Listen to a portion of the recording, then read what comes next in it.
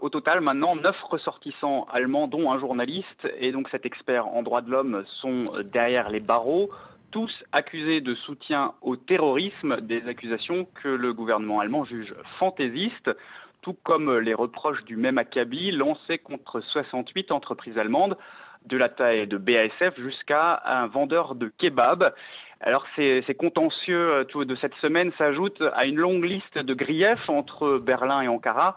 Le président Erdogan accuse l'Allemagne de protéger les partisans du mouvement de Fethullah Gülen, qu'il rend responsable du putsch manqué de juillet 2016. Il a alors interdit les visites de parlementaires aux soldats allemands déployés en Turquie. Et dans l'autre sens, les responsables allemands s'inquiètent ouvertement d'une dérive autoritaire. Angela Merkel avait refusé au président Erdogan la tenue d'un meeting en Allemagne en marge du sommet du G20. Et après des semaines de condamnation molles, Berlin a donc décidé aujourd'hui de hausser le ton. Luc, quelles sont les mesures de rétorsion prises pour l'heure à Berlin et quelles sont celles qui pourraient encore tomber? Alors on en est encore au niveau des avertissements, mais Berlin veut frapper au porte-monnaie. C'est sans doute le talon d'Achille du président Erdogan, car il y a quelques semaines, Ankara avait fait une approche pour convaincre Berlin de soutenir son économie.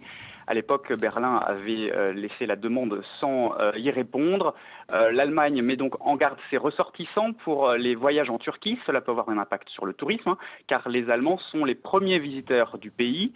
Sigmar Gabriel remet en cause aussi les garanties publiques pour les exportations ou les investissements en Turquie. Là aussi, cela peut faire mal car l'Allemagne est l'un des principaux partenaires commerciaux de la Turquie.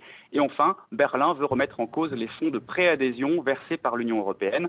Pour la période 2014-2020, c'était près de 4 milliards d'euros qui sont prévus pour la Turquie.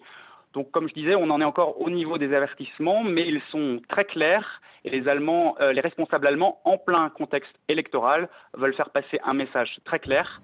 À Ankara, déjà, on fustige par contre la grande irresponsabilité politique de Berlin. Donc, cette crise n'est pas encore terminée.